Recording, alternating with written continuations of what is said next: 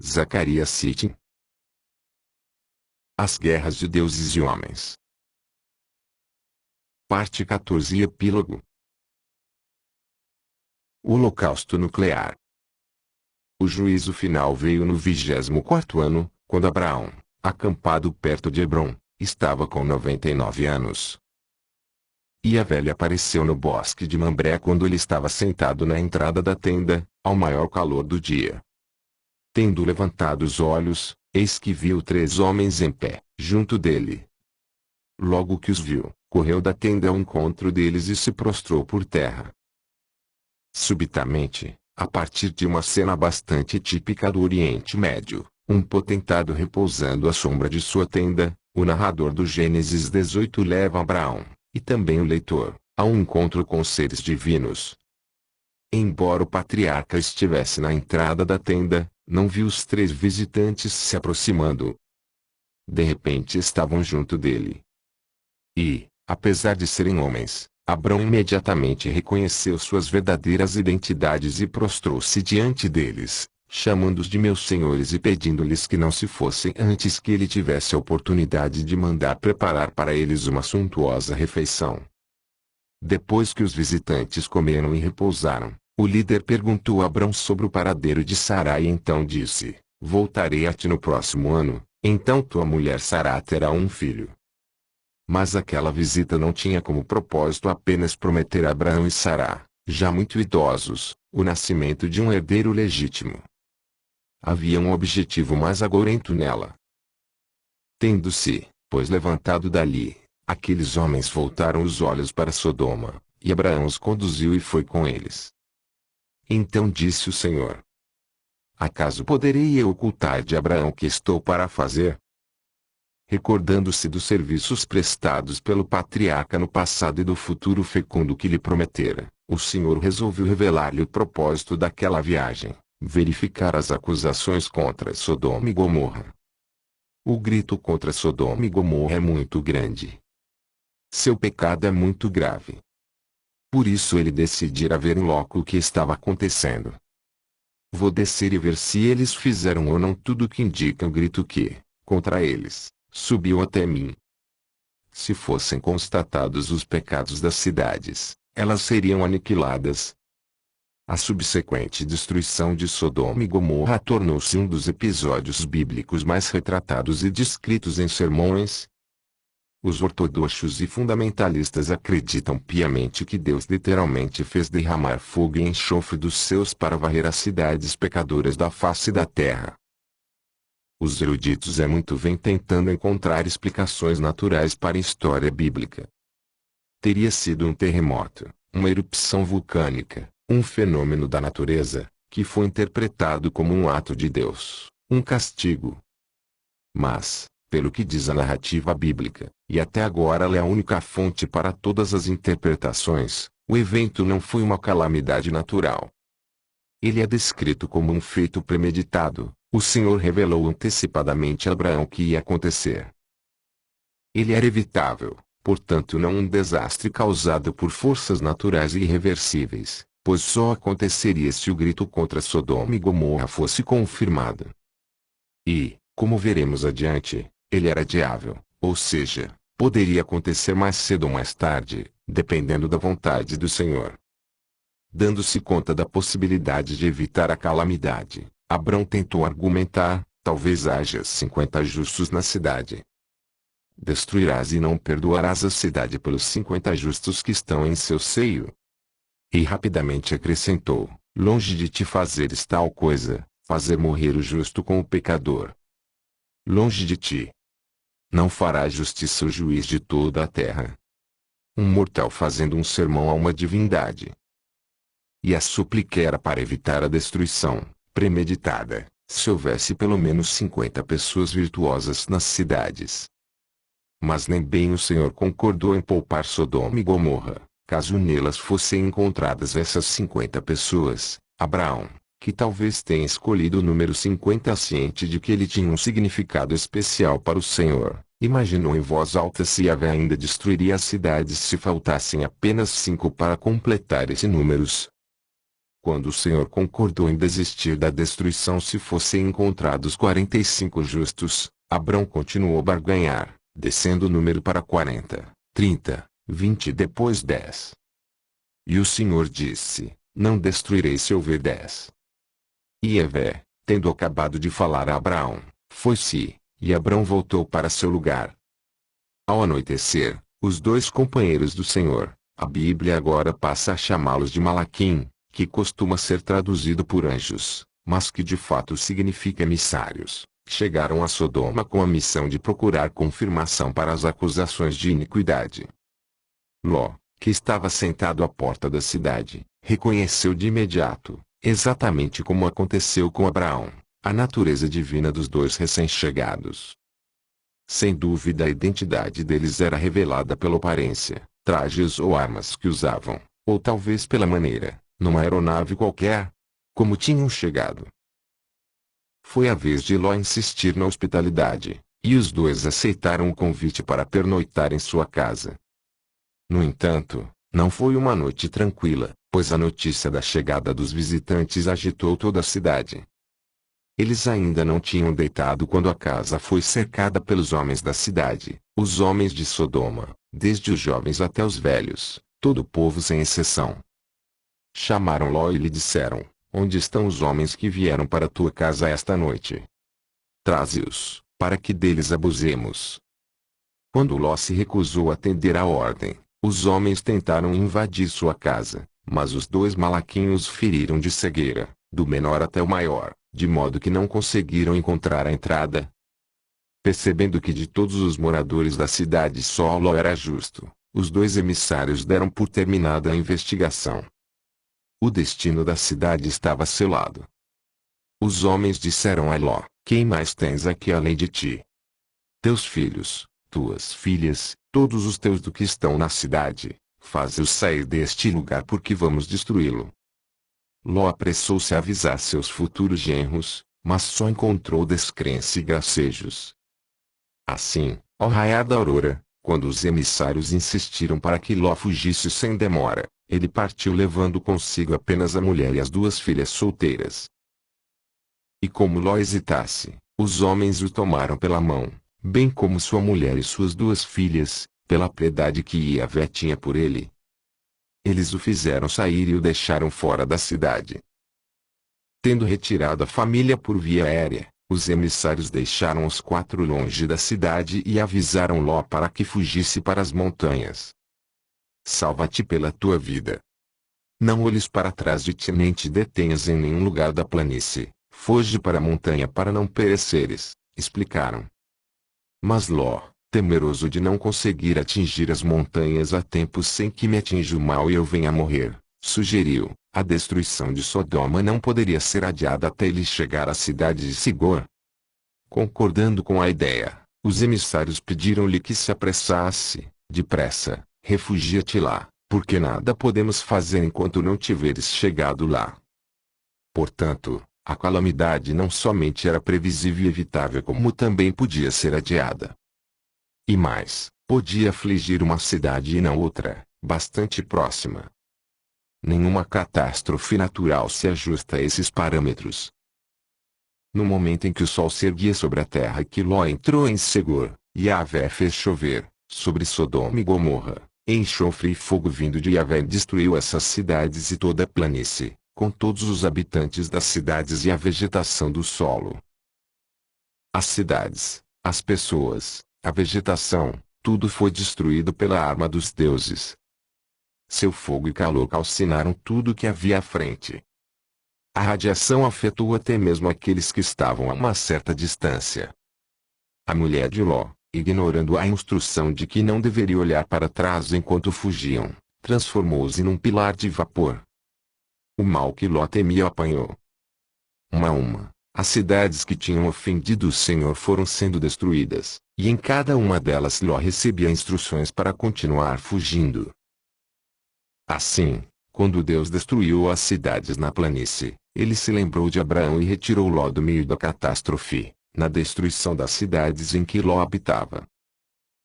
Ló, seguindo as instruções recebidas, foi se estabelecer na montanha e se instalou numa caverna, ele e suas duas filhas, tendo sido testemunhas da destruição pelo fogo e calor de tudo o que era vivo na planície do Jordão e da ação da morte invisível que vaporizara sua mãe, o que as filhas de Ló podiam pensar.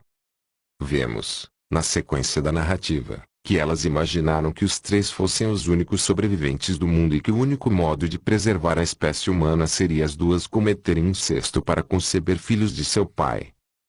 A mais velha disse à mais nova: nosso pai é idoso e não há nenhum homem na terra que venha unir-se a nós segundo o costume de todo o mundo. Vem, façamos nosso pai beber vinho e deitemo-nos com ele, assim suscitaremos uma descendência de nosso pai.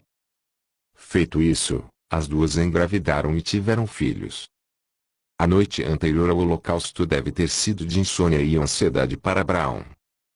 Sem dúvida ele se preocupava com o destino de Ló e de sua família no caso de não serem encontrados os 10 justos em Sodoma.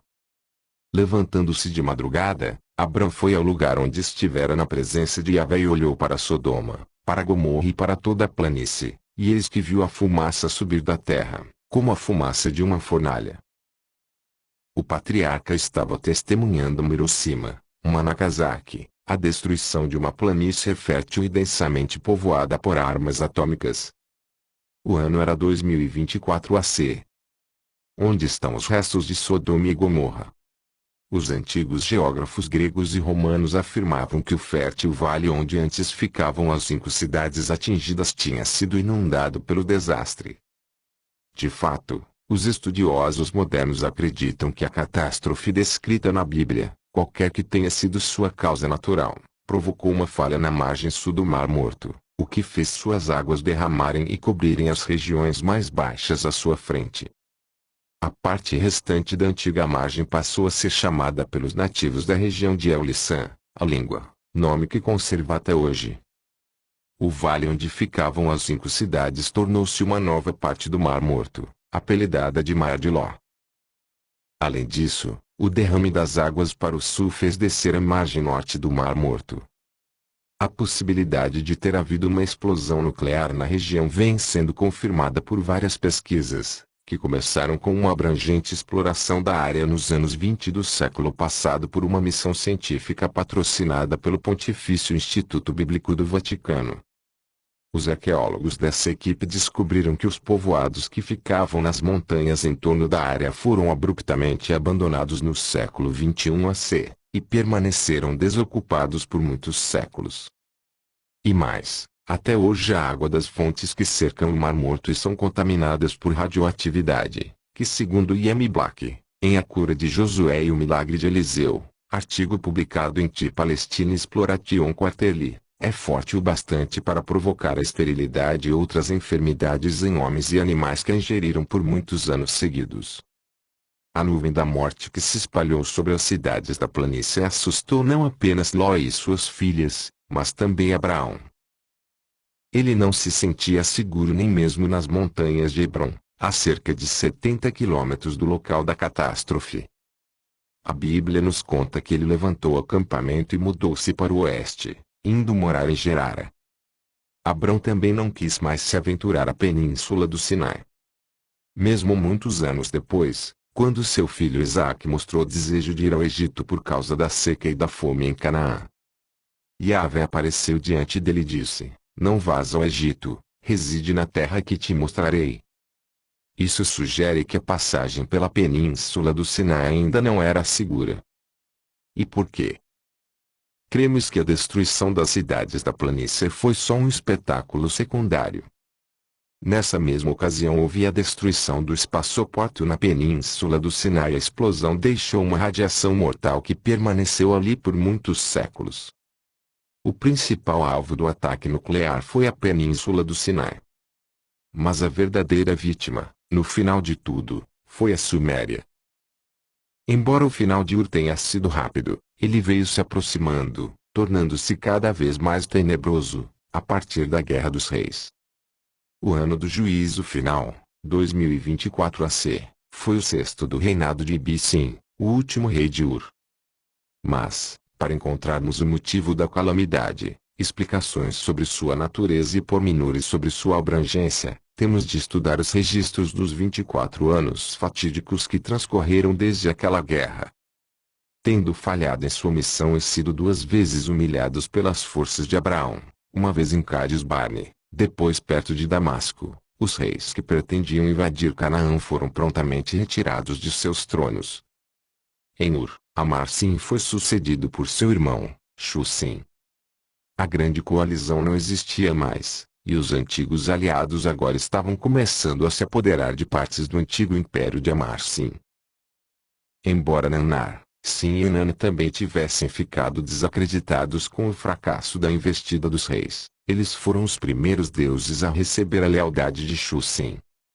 Segundo as inscrições desse rei, foi Nanar que chamou seu nome para torná-lo soberano de Ur. Shu-Sim também chamava a si mesmo de amado de Inanna e afirmava que a deusa em pessoa o apresentara a Nanar. Shu-Sim também se vangloriava de que a santa Inanna, a com extraordinárias qualidades, a primeira filha de Sim, lhe dera armas com as quais combateria os países inimigos desobedientes. Todavia, tudo isso foi suficiente para manter coeso o Império Sumério, e Shu-Sim achou prudente solicitar o auxílio de deuses maiores. A julgar pelos formulários de datas, inscrições anuais com objetivos sociais e comerciais, em que cada ano de um reinado era designado pela principal realização do rei naquele período. No seu segundo ano, Shu-Sim tentou obter a graça de Enlil construindo para ele um barco sem igual, capaz de navegar em mar alto e até atingir o mundo inferior. O terceiro ano também foi de preocupação com o alinhamento pró-Enki, pois isso talvez resultasse na pacificação dos seguidores de Marduk e Nabu. Não se sabe no que deram essas tentativas de troca de fidelidade, mas tudo indica que elas foram em vão, pois o quarto e o quinto anos foram marcados pela construção de uma grande muralha na fronteira ocidental da Mesopotâmia, com o fim específico de conter as incursões dos ocidentais seguidores de Marduk. Com o crescimento das pressões vindas do oeste, Shu-Sim procurou se aproximar dos grandes deuses de Nippur, pedindo perdão e salvação. Os formulários de dados, confirmados pelas escavações mais modernas, revelam que o rei iniciou uma maciça reconstrução do recinto sagrado de Nippur numa escala sem precedentes desde a era de Unamu. As obras culminaram com a colocação de uma estela em honra de Enlil e Ninlil. O rei desejava desesperadamente ser aceito pelo casal divino, mas só Ninlil, a consorte de Enlil, deu ouvidos à sua súplica. Compadecendo-se de Shu-Sim e desejando prolongar o bem-estar do rei para ampliar o tempo de sua coroa, deu-lhe uma arma cujo brilho aniquila e cujo assustador relâmpago tinge o céu. Um texto de Shu-Sim catalogado como coleção B sugere que, em seus esforços para restabelecer antigos vínculos com Nippur, o rei pode ter tentado uma reconciliação com os nipurianos que tinham deixado Ur, tal como a família de Terá, depois da morte de Unamu. O texto afirma que, depois de ele ter feito a região onde ficava Aram tremer de medo diante de suas armas, ele fez um gesto de paz mandando para lá uma de suas filhas para se casar com um chefe local ou seu herdeiro. A moça em seguida voltou à Suméria, e em seu séquito estavam aqueles antigos cidadãos de Nippur. Shu-Sim fez questão de apregoar que era a primeira vez que um rei fundava uma cidade para esse casal de deuses, sem dúvida esperando elogios e apoio. Possivelmente com a ajuda dos nipurianos repatriados, ele reinstalou as funções sacerdotais no templo de Nippur, concedendo a si mesmo o título de sumo sacerdote. Contudo, isso foi em vão. Em vez de maior segurança, passou a existir maiores perigos no império. Agora a preocupação com a lealdade não estava apenas restrita às províncias distantes. Havia dúvidas dentro da própria Suméria. Segundo as inscrições de Shu-Sim, ele considerava o governo do seu próprio país o seu maior fardo. Houve um esforço final para tentar convencer Enlil a voltar para a Suméria, o que colocaria o rei sob sua proteção. Parece que, seguindo um conselho de Enlil, Shu-Sim mandou construir para o casal um grande barco de passeio, adequado para os maiores rios. Enfeitou com pedras preciosas, proveu com remos feitos das melhores madeiras, varões e leme artisticamente entalhados e mobiliou com todo conforto, colocando nele até mesmo uma cama de casal. depois ancorou o barco de passeio no lago que ficava diante da casa de prazer de Ninliu. Enlil deve ter ficado tão comovido com o presente que talvez o tenha feito recordar-se da época em que se apaixonara por Ninliu, a jovem enfermeira, ao vê-la banhando-se no rio, e apressou-se a ir conhecer o barco. Quando Enlil soube, apressou-se a cortar o horizonte. De sul a norte viajou, pelos céus, sobre a terra ele correu para se rejubilar com sua amada rainha, Ninliu. A viagem sentimental, porém, não passou de um breve interlúdio. Infelizmente, algumas linhas cruciais do final da tabuinha de argila que contém o texto estão faltando e não temos detalhes sobre o que realmente aconteceu. Mas a última linha refere-se a Ninurta, grande guerreiro de Enlil, que atordoou o intruso. O que aconteceu, ao que tudo indica, depois que uma inscrição maldosa foi descoberta numa efígie no interior do barco, talvez com a intenção de amaldiçoar o casal divino. Até agora não se encontrou registros sobre a reação de Enlil, mas todas as outras evidências sugerem que ele partiu definitivamente de Nippur, dessa vez levando consigo a esposa. Logo depois, em fevereiro de 2031 AC, pelo nosso calendário, houve um eclipse total da Lua no Oriente Médio, que durou a noite toda. Os sacerdotes do oráculo nada fizeram para acalmar a ansiedade de Shusin. Numa mensagem escrita, disseram que aquilo era um presságio ao rei que governa as 4 regiões, sua muralha será destruída. O encontrará a desolação. Rejeitado pelos grandes deuses, Shusin, num ato de desespero ou de desafio, jogou uma cartada final. Mandou construir dentro do recinto sagrado de Nippur um santuário para um jovem deus chamado Shara. Na inscrição dedicatória, afirmou que era o pai do rapaz. Ao divino Shara, herói celestial, filho amado de Inanna, seu pai Shusin, o rei poderoso, rei de Ur, rei das 4 regiões, construiu para ele o templo Shashipada, seu querido santuário, que viva o rei. Isso aconteceu no 9º e último ano do reinado de Shusin. O novo ocupante do trono de Ur, Ibisin, não conseguiu impedir a decadência. Coube a ele apressar a construção de muralhas e fortificações no coração da Suméria, isto é, em torno de Ur e Nippur. O resto do país foi deixado sem proteção. Seus próprios formulários de dados, os encontrados até agora só cobrem parte de seu reinado, contam muito pouco sobre as circunstâncias da época.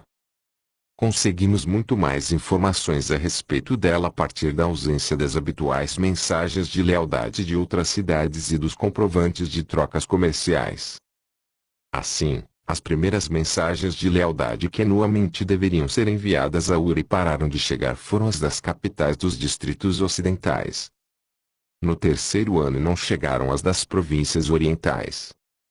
Também naquele 3º ano, o comércio internacional parou de uma hora para outra, de maneira significativa.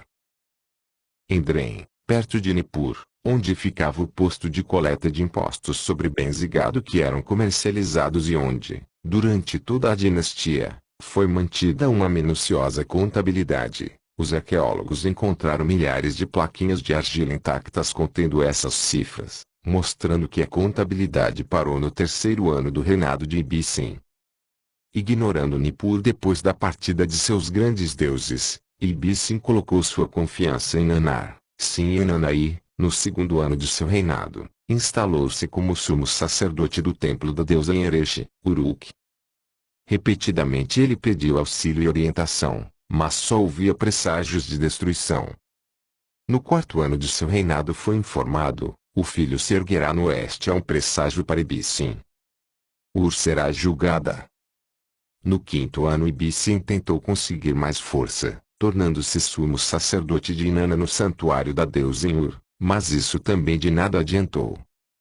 Naquele ano outras cidades da Suméria deixaram de enviar mensagens de lealdade e também foi o último em que essas cidades mandaram os animais sacrificiais para o templo de Inanna em Ur.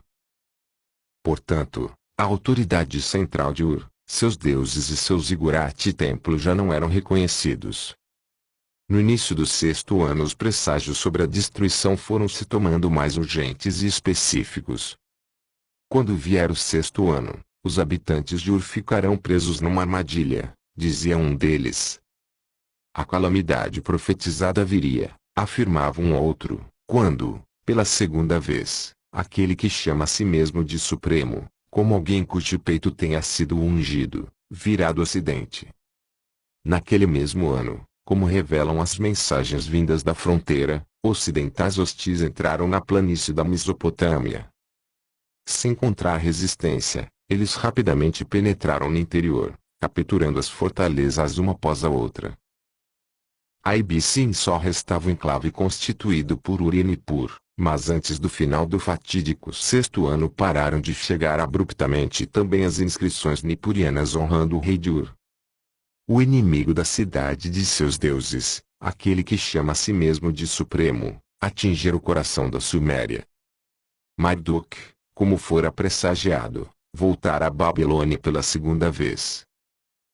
Os 24 anos fatídicos, compreendendo a partida de Abrão de Arã, a substituição de Shilgi no trono e o exílio de Marduk entre os hititas, resultaram naquele ano do juízo final, 2024 AC.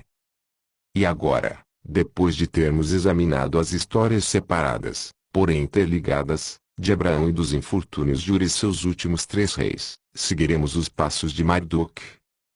A tabuinha de argila que conta a autobiografia de Marduk, da qual já foi citada um trecho anteriormente, prossegue contando sobre a volta do deus à Babilônia depois de 24 anos de estada no país dos Ati. No país dos Ati perguntei a um oráculo sobre meu trono e minha soberania, entre eles perguntei: até quando ficarei? Por 24 anos, entre eles, me aninhei. No 24º ano, Marduk recebeu um presságio favorável e foi para a Babilônia. A tabuinha está muito danificada nessa parte, mas é possível entender o texto. Meus dias de exílio estavam terminados, para minha cidade me dirigi. Para meu templo, Isagila, que é como um monte, reconstituir, minha eterna morada estabelecer. Ergui os calcanhares para ir à Babilônia. Através de terras voltei à minha cidade, para seu futuro, bem-estar estabelecer, para um reino Babilônia colocar na casa de minha aliança. No Isagila que é como um monte. Por Anu criado. Dentro do Isagila. Uma plataforma erguer. Em minha cidade. Alegria. Em seguida o texto dá uma lista das cidades pelas quais Marduk passou a caminho da Babilônia. Essa parte da tabuinha também está bastante quebrada, mas os poucos nomes legíveis indicam que a rota da Ásia Menor até a Mesopotâmia o levou, primeiro, a passar por Amate na Bíblia, e depois por Mari. Então ele de fato chegou à Mesopotâmia vindo do Ocidente, como tinham predito os oráculos. E ele estava acompanhado de partidários amoritas, os ocidentais. Conta Marduk em sua autobiografia que o seu desejo era trazer a paz e a prosperidade, expulsar o mal e o azar, trazer amor maternal à humanidade. Porém, nada disso aconteceu. Um adversário despejou sua ira contra a Babilônia. O nome desse deus inimigo aparece logo depois no início de uma nova coluna do texto, mas dele só resta a primeira sílaba, divino Nin. Só pode ser Ninurta. Esse texto pouco nos esclarece sobre as ações desse adversário, pois todos os versos seguintes estão numa parte muito quebrada da tabuinha, impossibilitando a compreensão da inscrição. No entanto, podemos captar mais alguma coisa além da terceira plaquinha dos textos de Chedorlaomer.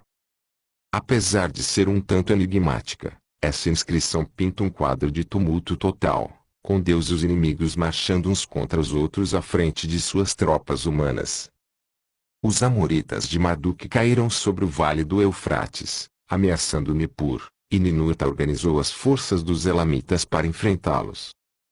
À medida que lemos e relemos os registros dessas épocas difíceis, vamos descobrindo que acusar falsamente um inimigo de cometer atrocidades não é algo típico do mundo moderno.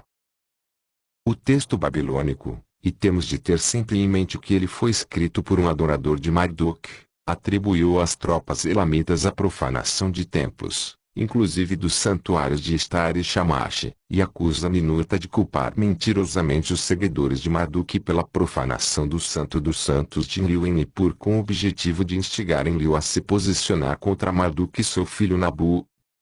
Segundo o texto, o saque de Nippur e a profanação do Ikur aconteceram quando os dois exércitos se enfrentaram naquela cidade. Ninurta acusou os seguidores de Marduk pelo sacrilégio, mas o verdadeiro autor do feito foi Nergal.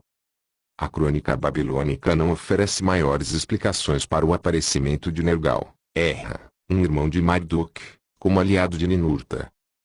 Mas nos textos de Chedorlaomer ele é especificamente acusado de profanar o Ikur. O impiedoso, entrou no recinto sagrado. Parou diante dele e contemplou o Ikur. Abrindo a boca, disse aos jovens guerreiros: levem os despojos do Ikur, tirem daqui seus valores, destruam suas fundações, derrubem o muro do santuário.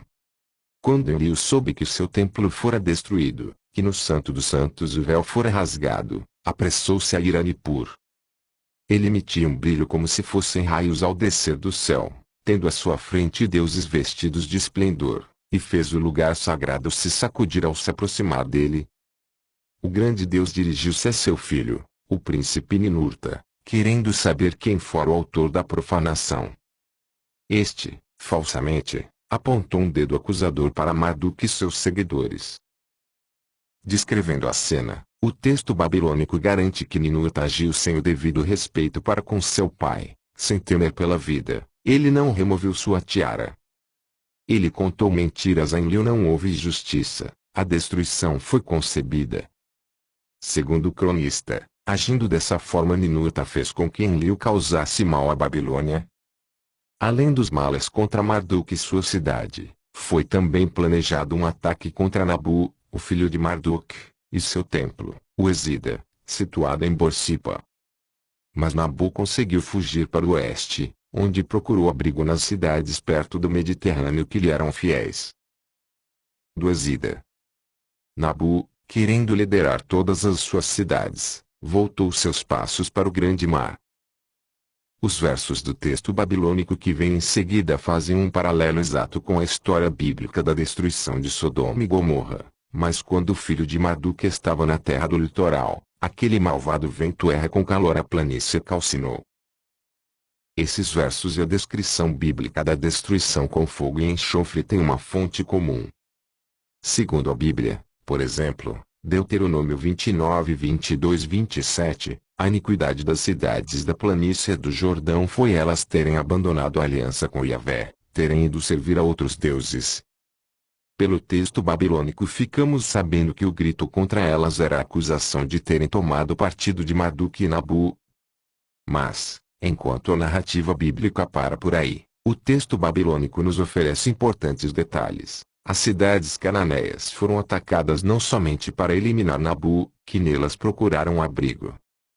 Todavia, essa segunda meta não foi atingida, porque Nabu conseguiu fugir para uma ilha no Mediterrâneo, cujos habitantes o aceitaram prontamente, apesar de ele não ser um deus.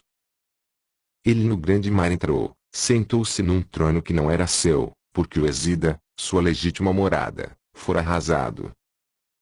O quadro pintado a partir dos textos bíblicos e babilônicos fica mais claro com a leitura do Épico de Erra. Composto a partir de fragmentos encontrados na biblioteca de Assurbanipal, esse texto assírio foi tomando forma e sendo mais bem compreendido à medida que outras versões fragmentadas iam sendo descobertas em diferentes sítios arqueológicos. Hoje sabe-se que ele foi escrito em 5 tabuinhas de argila, e do texto total só faltam algumas poucas linhas. Existem 2 traduções completas e minuciosas desse épico. O Épico de Erra não apenas explica a natureza e as causas do conflito que redundou no uso da arma máxima contra cidades habitadas, com a intenção de aniquilar um deus que nelas se escondia, como também deixa claro que essa medida extrema não foi tomada de maneira apressada e irresponsável. Sabemos a partir de vários outros textos que naquele momento de grave crise os grandes deuses permaneciam reunidos num contínuo conselho de guerra, mantendo um constante contato com Anu. Anu para a terra falava as palavras, a terra para Anu as palavras pronunciava. O épico de Er acrescenta a informação de que, antes de serem usadas as terríveis armas, houve um confronto entre Nergal, e Marduk, em que o primeiro usou de ameaças para persuadir o irmão a deixar a Babilônia e desistir de sua ambição de conquistar a supremacia. Dessa vez a tentativa de persuasão falhou. Ao voltar diante do Conselho dos Deuses, Nergal recomendou o uso da força contra Marduk.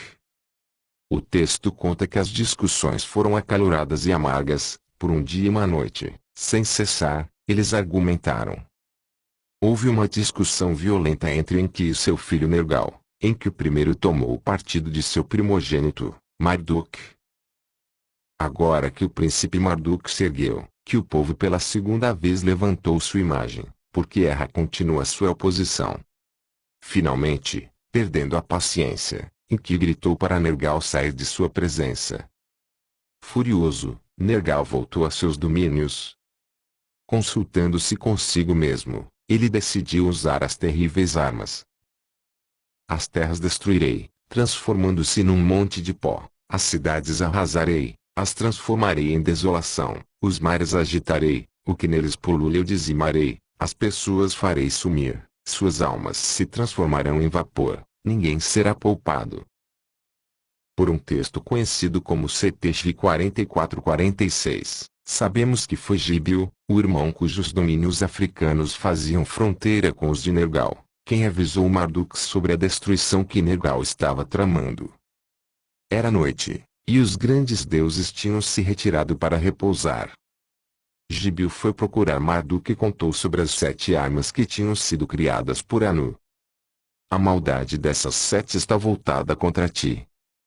Assustado, Marduk perguntou ao irmão onde eram guardadas essas armas. Ó Gíbio, aquelas 7 onde nasceram, onde foram criadas. Ao que Gíbio respondeu.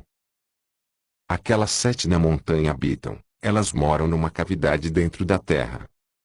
Desse lugar, com um brilho elas se arremeterão, da terra para o céu, vestidas de terror. Mas onde exatamente ficava esse lugar? Marduk repetiu a pergunta várias vezes, mas tudo o que Gíbio pôde informar foi, até mesmo para os sábios deuses isto é desconhecido. Marduk apressou-se em transmitir o assustador relatório a seu pai, que já estava deitado, preparando-se para dormir. Meu pai, Gíbio, assim me falou, ele descobriu a vinda das 7 armas. Depois de dadas as explicações necessárias, rogou ao pai, aquele que muito sabia, apressa-te, procura onde estão. Imediatamente Enki convocou o Conselho dos Deuses. Todavia, ficou surpreso ao constatar que nem todos estavam tão chocados como ele diante da possibilidade de se usar aquelas armas terríveis. Então pediu que fossem tomadas sérias medidas contra Nergal, salientando, as terras ficarão desoladas, o povo perderá. Nanar e Utu estavam hesitantes, mas Enlil e Ninurta defendiam uma ação decisiva. Por não haver unanimidade, a decisão final foi deixada a cargo de Anu. Quando Ninurta por fim chegou ao mundo inferior para comunicar a decisão de Anu, descobriu que Nergal já ordenara a instalação dos venenos, as ogivas nucleares, nas 7 armas assustadoras. Embora o épico de Erra refira-se constantemente a Ninurta como Izum, o calcinador, ele explica com grandes detalhes que esse deus deixou bem claro ao seu aliado que as armas só poderiam ser usadas contra alvos especificamente aprovados. Também, antes de elas serem disparadas, os Anunnaki que estavam nos lugares condenados tinham de ser evacuados, e os Igigi que tripulavam a plataforma espacial e os ônibus espaciais precisavam ser avisados. E, por último, mas não menos importante, a humanidade deveria ser poupada, pois, Anu, o Senhor dos Deuses, teve piedade da terra. De início Nergal foi contra a ideia de dar qualquer tipo de aviso, e o texto demora-se relatando a troca de palavras ásperas entre os dois deuses.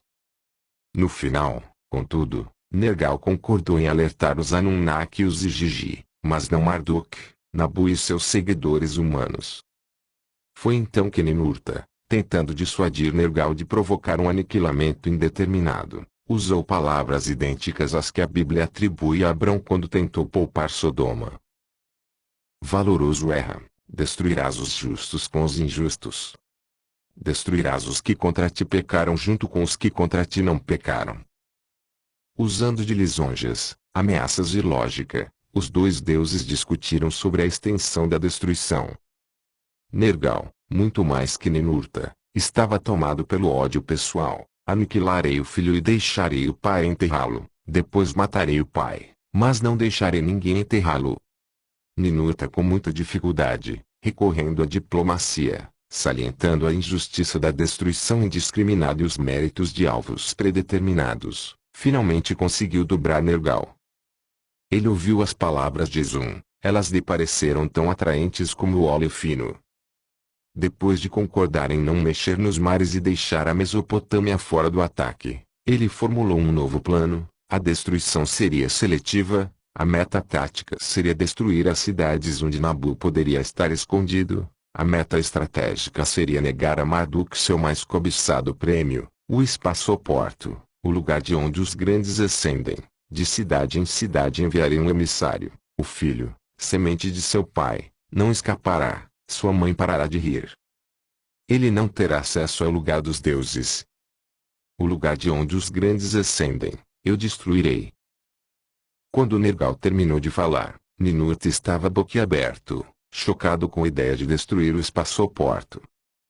Mas, como afirmam outros textos, Enlil aprovou o plano assim que ele lhe foi comunicado.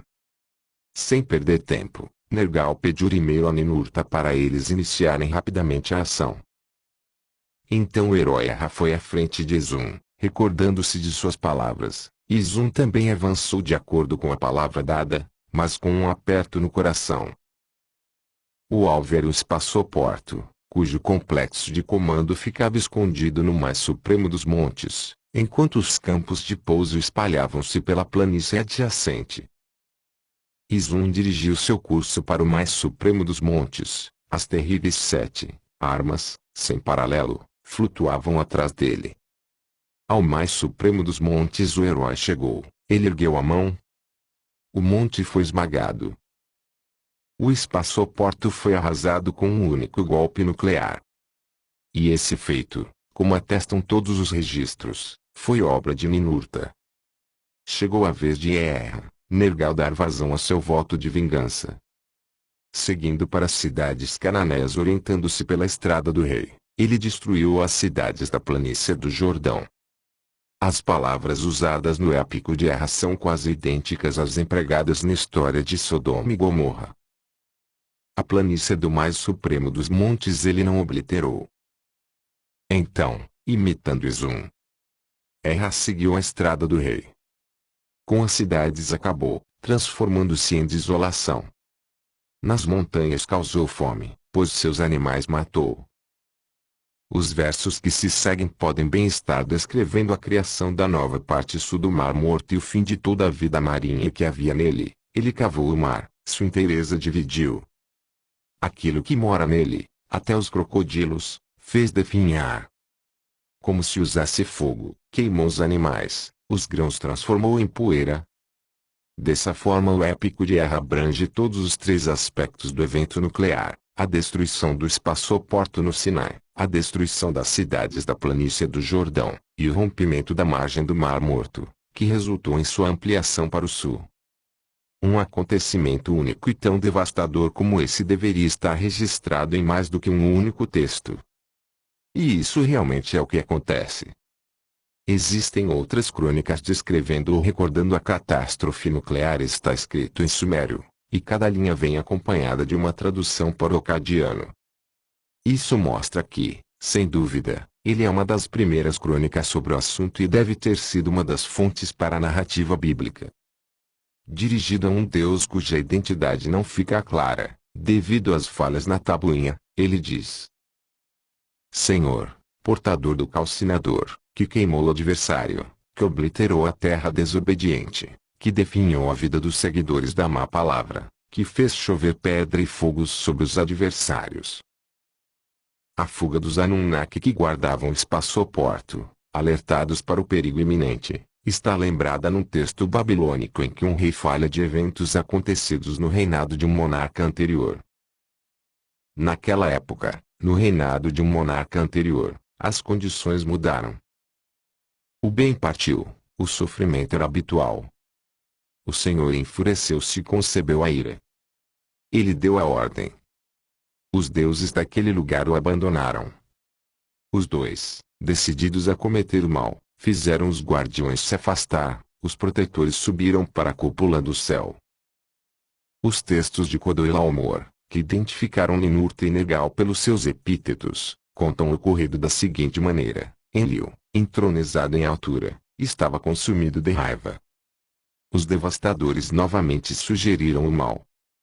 Aquele que calcina com fogo Izum, Ninurta e aquele do vento mau, Erra/Nergal, juntos, executaram sua maldade. Os dois fizeram os deuses fugir, fizeram-nos fugir da calcinação. O alvo, o local de onde eles tinham feito os deuses fugir, era o local de lançamento, aquilo que estava levantando na direção de Anu para lançar eles fizeram definhar, seu rosto fizeram desaparecer, do lugar fizeram desolação. E foi assim que o espaçoporto, a causa de tantas guerras anteriores, foi varrido da face da terra. O monte que abrigava o equipamento foi arrasado, as plataformas de lançamento sumiram, a planície de solo duro, usada como pista, foi liquidada e nela não restou nem mesmo um arbusto. Essa grande instalação jamais seria vista novamente. Mas a cicatriz que essa destruição deixou na terra pode ser vista até hoje. É uma vasta cicatriz, tão imensa que só pode ser vista por inteiro do espaço. Por isso sua existência só foi revelada ao mundo recentemente, quando os satélites começaram a fotografar a Terra do espaço. Essa é uma marca para a qual nenhum cientista encontra a explicação. Estendendo-se para o norte desse enigmático acidente geográfico está a planície central da Península do Sinai, que em outras eras geológicas era o fundo de um lago. O solo duro e plano é ideal para a aterrissagem de veículos espaciais. Foi uma geografia semelhante que fez a base aérea Guardes, no deserto de Mojave, na Califórnia, ser escolhida para pouso dos ônibus espaciais. Quando estamos em pé na grande planície da Península do Sinai, cujo terreno foi palco de combates entre tanques nas guerras modernas, podemos ver à distância as montanhas que os cercam, dando-lhe a forma oval. O calcário de que elas são constituídas fazem com que elas brilhem muito brancas no horizonte. Porém, na borda da imensa cicatriz existe um forte contraste entre o negro do terreno e a brancura que o cerca. O preto não é uma cor natural da Península do Sinai, porque ali predominam a brancura do calcário e os tons avermelhados do arenito, que podem chegar ao marrom escuro, mas jamais ao preto, pois este só é encontrado na natureza quando existe o basalto, que não ocorre naquela área. No entanto, ali, na parte norte e noroeste da enigmática cicatriz, o solo é preto. Essa cor é provocada por milhares de pedacinhos de rocha enegrecida, que se espalham pela área como se tivessem sido atiradas por uma mão gigantesca. Até hoje, desde que a cicatriz foi fotografada por satélites, não há explicação para ela. Até hoje também não existe explicação para os pedacinhos de rocha enegrecida que cobrem essa área. Não existe justificativa, a não ser para quem lê os versos dos antigos textos e aceita nossa conclusão de que, na época de Abraão, Nergal e Ninurta destruíram completamente o espaçoporto. Uma tempestade, o vento mau, gritou pelos céus. Então esse remoinho começou a se espalhar para leste, empurrado pelos ventos vindos do Mediterrâneo. Logo depois os presságios que previam o fim da Suméria se realizaram. A Suméria propriamente dita tornou-se a grande vítima da catástrofe atômica. A calamidade que caiu sobre a região no final do sexto ano do reinado de Bissim está descrita em vários textos, as Lamentações, longos poemas que choram a morte da majestosa Uri e de outros centros da civilização suméria. Como esses textos fazem lembrar muito o livro das Lamentações da Bíblia, que fala da destruição de Jerusalém pelos babilônicos, Os primeiros tradutores dos poemas sumérios partiram da hipótese de que a catástrofe mesopotâmica também fora resultado de uma invasão, nesse caso de tropas elamitas e amoritas. De início, quando os arqueólogos encontraram as primeiras tabuinhas com as lamentações, os estudiosos imaginavam que somente Ur fora destruída. Mas, à medida que mais textos foram sendo descobertos, foi ficando claro que Ur não havia sido a única cidade afetada nem o ponto central da catástrofe. A descoberta de tabuinhas com lista das cidades afetadas demonstrou que a destruição pareceu começar a sudoeste, estendendo-se para o nordeste, abrangendo todo o sul da Mesopotâmia, e que uma catástrofe súbita e geral caiu sobre todas as cidades ao mesmo tempo.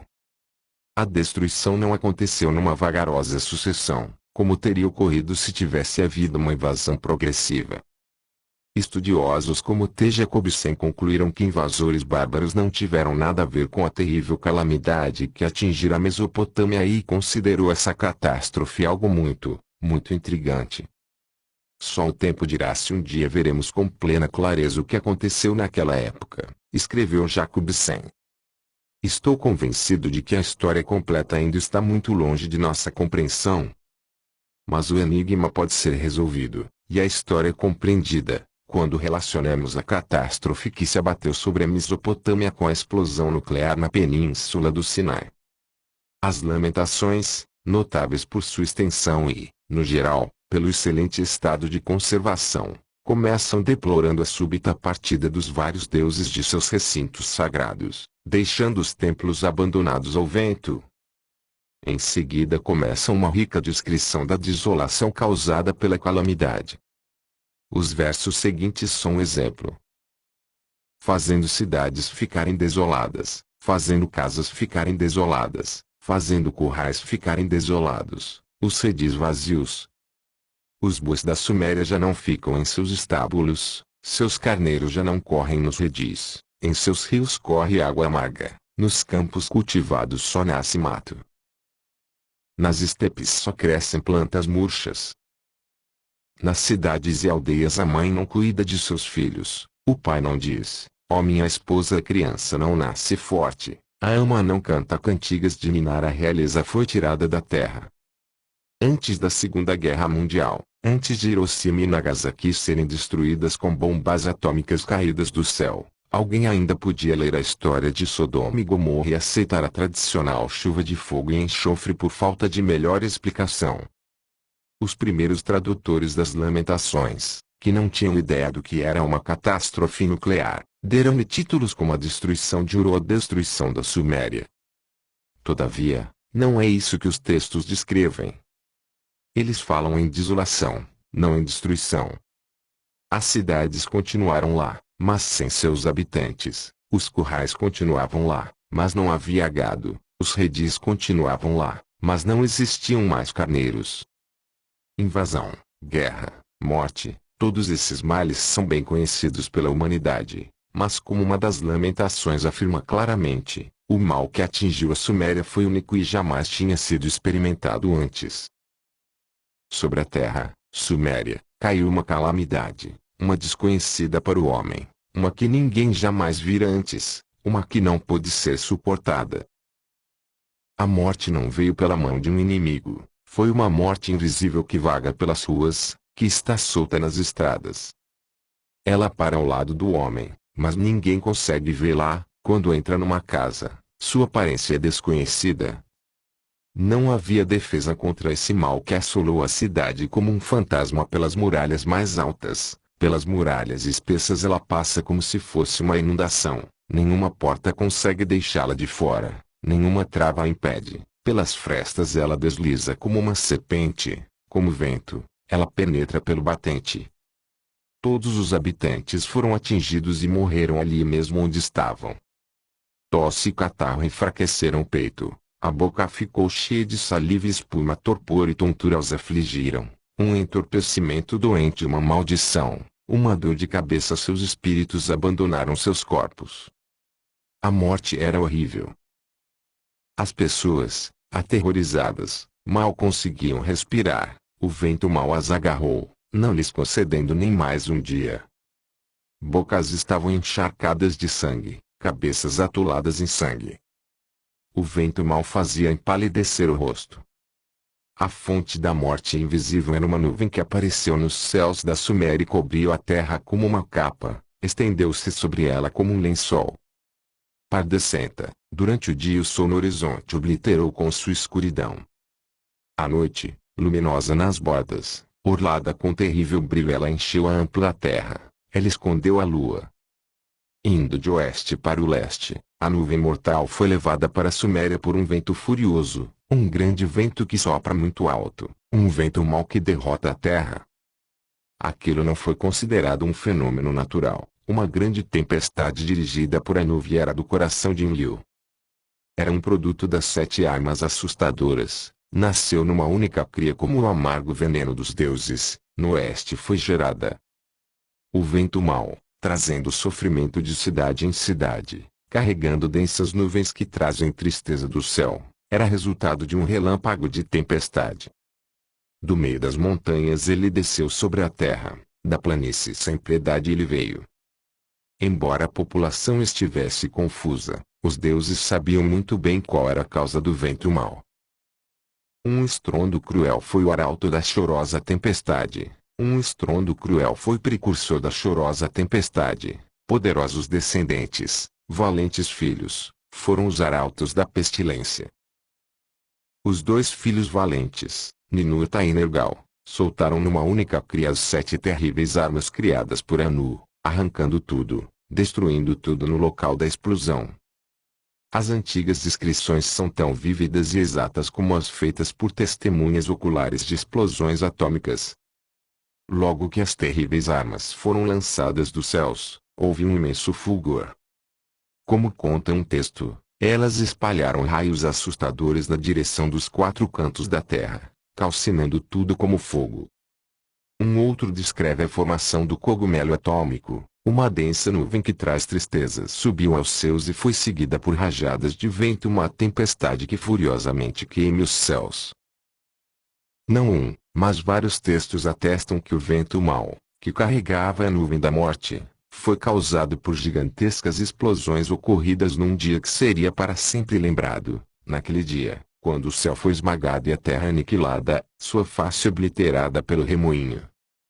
Quando os céus escureceram, cobertos por uma sombra.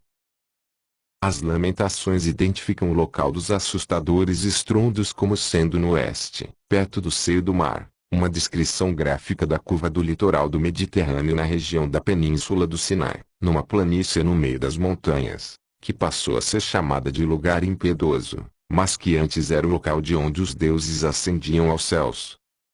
O monte que ficava perto dessa planície, que no épico de Erra tem o nome de o Mar Supremo, numa das lamentações é chamado de Monte dos Túneis Uivantes, epíteto que nos traz à mente as descrições encontradas nos textos das pirâmides, que contam a viagem dos faraós para outra vida quando eles entravam numa montanha cheia de passagens subterrâneas.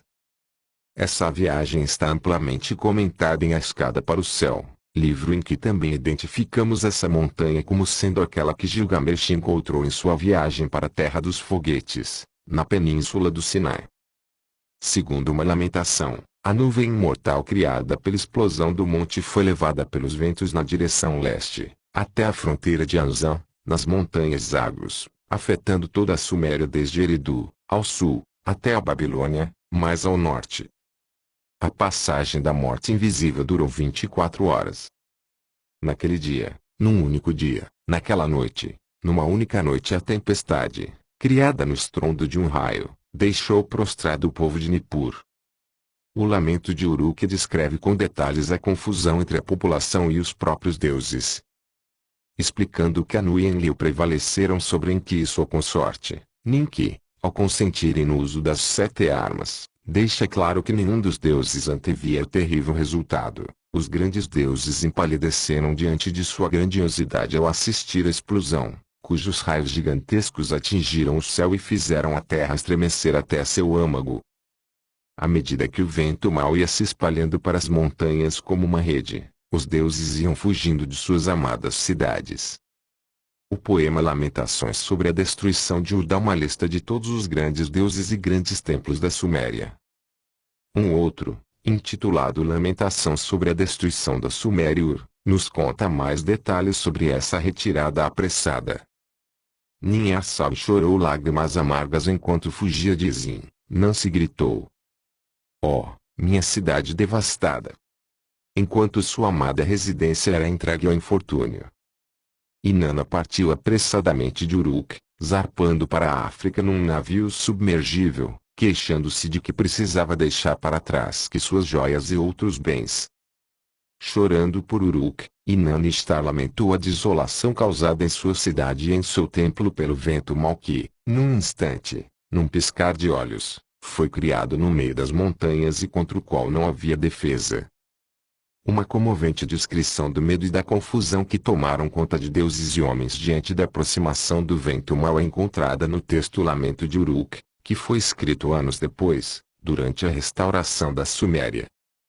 Enquanto os leais cidadãos de Uruk eram tomados de terror, as deidades residentes, as encarregadas da administração e do bem-estar da cidade, deram o alarme. "Acordem!" gritaram para a população no meio da noite. "Fujam!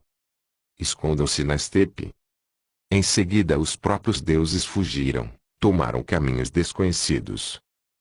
Tristemente o texto acrescenta: "Assim todos os deuses saíram de Uruk, ficaram longe dela, esconderam-se nas montanhas, fugiram para as planícies distantes." Em Uruk a população, indefesa e sem liderança, ficou entregue ao caos. O pânico caiu sobre Uruk, seu bom senso estava distorcido. Desesperado, o povo invadiu os santuários, quebrando tudo o que eu encontrava lá dentro, perguntando: por que os deuses nos esqueceram? Quem causou tanto sofrimento e lamentação? Mas suas perguntas ficaram sem resposta e, quando o vento mau passou, as pessoas estavam amontoadas em pilhas. O silêncio cobriu Uruk como se fosse uma capa. Como nos conta o Lamento de Eridu, Ninki fugiu de sua cidade para procurar abrigo na África. Ninki, sua grande senhora, voando como um pássaro, deixou sua cidade. Enki, porém, só se afastou o suficiente para ficar fora do raio de ação do vento mau. O senhor ficou fora de sua cidade. Enki parou fora da cidade e chorou lágrimas amargas diante do infortúnio de sua cidade ferida. Vários de seus súditos o seguiram, e eles ficaram acampados nos arredores, de onde, por um dia e uma noite, assistiram à tempestade pôr a mão sobre Eridu. Quando a tempestade passou, Enki foi inspecionar Eridu e encontrou uma cidade afogada em silêncio e os residentes empilhados em montes. Os sobreviventes lamentaram: "Ó Enki, tua cidade foi amaldiçoada, foi transformada em território desconhecido." Mas embora o vento mau tivesse passado, o lugar continuava inseguro, e Enki ficou fora de sua cidade como se ela fosse uma terra estrangeira. Em seguida, esquecendo-se da casa de Eridu, Enki conduziu os que tinham sido desalojados para o deserto, na direção de uma terra inimiga, onde usou seus conhecimentos científicos para tornar comestível a árvore suja. Marduk, da Babilônia, enviou uma mensagem urgente a seu pai, Enki, enquanto a nuvem da morte se aproximava de sua cidade. "O que devo fazer?" Enki aconselhou a todos que pudessem para deixar a cidade, mas tomando unicamente a direção norte. Uma das instruções é idêntica dada a Ló. O povo da Babilônia não deveria nem virar nem olhar para trás. Além disso, ninguém deveria levar nenhum tipo de comida e bebida, pois poderiam estar tocadas pelo fantasma. Se a fuga fosse impossível, deveriam procurar um abrigo subterrâneo, sigam para uma câmara abaixo da terra, penetrem numa escuridão, até o vento mau passar. O vagaroso avanço da tempestade enganou alguns deuses, que pagaram caro. Naquele dia, a senhora. A tempestade apanhou Baal, como se fosse mortal. A tempestade apanhou pelas lamentações em relação a Ur, uma das quais composta pela própria deusa Ningal. Sabemos que Alinanar, sim, recusaram-se a acreditar que o fim da cidade fosse inexorável. Nannar fez um longo e emocionado apelo a seu pai, Enlil, procurando algum meio de evitar a calamidade. Mas Enlil respondeu que o destino não poderia ser mudado. A Ur foi concedida a realeza. Não lhe foi concedido um reino eterno. Desde os dias de antanho, quando a Suméria foi fundada, até o presente, quando o povo se multiplicou. Quem já viu uma realeza de um reino eterno? Enquanto o apelo era feito, diz o poema de Ningal, a tempestade avançava, seu rugido cobria tudo. O vento mal chegou a Ur durante o dia. Embora eu ainda trema por aquele dia, do fedor daquele dia não fugimos. Ao chegar a noite, um amargo lamento levantou-se de Ur, mas ainda assim o deus e a deusa continuaram na cidade, do fedor daquela noite não fugimos. Então a nuvem atingiu o grande zigurate, e Ningal se deu conta de que Nannar fora apanhada pela tempestade cruel. O casal passou uma noite de pesadelo, que Ningal jurou jamais esquecer, escondidos na casa do Cupim, uma câmara subterrânea, no interior do zigurate. Somente no dia seguinte, quando a tempestade foi carregada para fora da cidade, os dois partiram da cidade que tanto amavam. Enquanto eles saíam, viram morte e desolação, amontoados como cacos de cerâmica. Os habitantes enchiam as ruas, perto dos grandes portões, onde antes o povo costumava passear. Agora só havia cadáveres. Nas praças onde se faziam celebrações, eles estavam espalhados. Em todas as ruas em que costumavam passear havia cadáveres. Nos locais onde antes havia festividades, pessoas jaziam amontoadas. Os mortos não foram enterrados. Os cadáveres, como gordura deixada ao sol, derreteram-se por si mesmos. Então Nergal levantou a voz no seu grande lamento por Ur, a antes majestosa. Ó casa de Sin e Ur, amarga a tua desolação. Ó Ningal, cujas terras pereceram, fazendo teu coração virar água. A cidade tornou-se um lugar estranho, como agora alguém pode existir. A casa tornou-se uma casa de lágrimas e faz meu coração virar água. Ur e seus templos foram entregues ao vento. Todo o sul da Mesopotâmia estava liquidado. As águas e o solo tinham sido envenenados pelo vento mau. Nas margens do Tigre e do Eufrates só crescem plantas doentias. Nos pântanos nascem caniços doentes que logo apodrecem. Nos pomares e jardins nada brota, tudo murcha rapidamente. Os campos cultivados já não são mais arados, não se planta sementes, não existem mais alegres canções nos campos. Os animais da área rural foram dizimados. Na estepe, todo tipo de gado, grande e pequeno, todas as criaturas vivas pereceram. Os animais domésticos também morreram. Os redis foram entregues ao vento. O zumbido da batedeira já não ecoa no redil. Os estábulos já não fornecem manteiga e queijo. Ninurta levou embora o leite da Suméria. A tempestade arrasou a terra, varreu tudo, rugiu como um grande vento. Ninguém dela conseguiu escapar, esvaziando as cidades, esvaziando as casas. Ninguém caminha pelas ruas, ninguém procura as estradas. A devastação da Suméria foi completa. Epílogo. 7 anos depois de o vento mau levar a desolação à Suméria, a vida começou a brotar de novo. Mas, em vez de ser a parte mais importante de um império, ela agora era uma terra ocupada, onde um arremedo de ordem era mantido por tropas elamitas ao sul e soldados gutianos ao norte. Izin, que nunca fora uma capital, passou a ser o centro administrativo temporário. Um antigo governador de Mari foi indicado para cuidar da região. Documentos da época registram queixas contra alguém que não é semente da Suméria estar à frente do governo. Como indica seu nome, Ishbierra era o seguidor de Nergal, e sua nomeação pode ter sido parte do acordo entre Deus e Ninurta. Alguns estudiosos chamam as décadas que se seguiram à devastação de Ur de Idade das Trevas da Mesopotâmia. Quase nada se conhece dessa época além dos poucos dados que podem ser captados a partir dos formulários de datas anuais. Depois de melhorar a segurança e fazer uma outra restauração, Ishbierra, Procurando solidificar sua autoridade secular, despediu a guarnição estrangeira que patrulhava Uri, estendendo seu domínio até essa cidade. Reivindicou o título de sucessor dos reis de Ur. No entanto, poucos centros repovoados aceitaram sua supremacia. Um chefe de lar se entrou repetidamente em confronto com Ishbierra.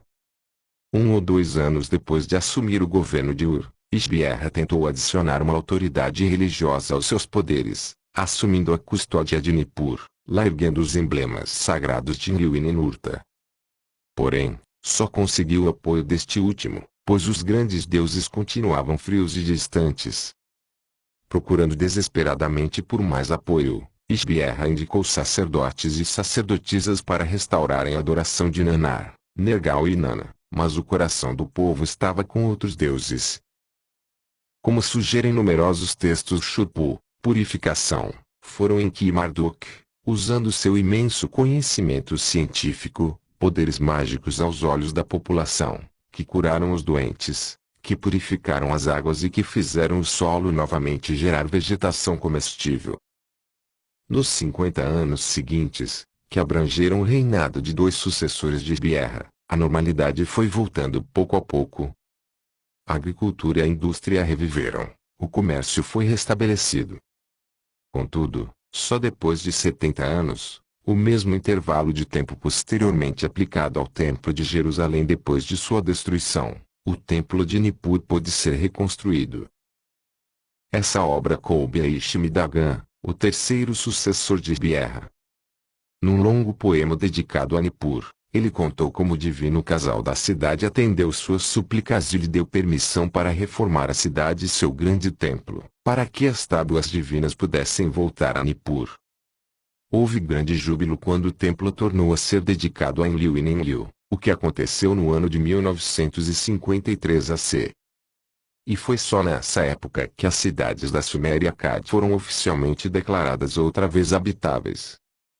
Todavia, a volta oficial à normalidade só serviu para acirrar as velhas rivalidades entre os deuses.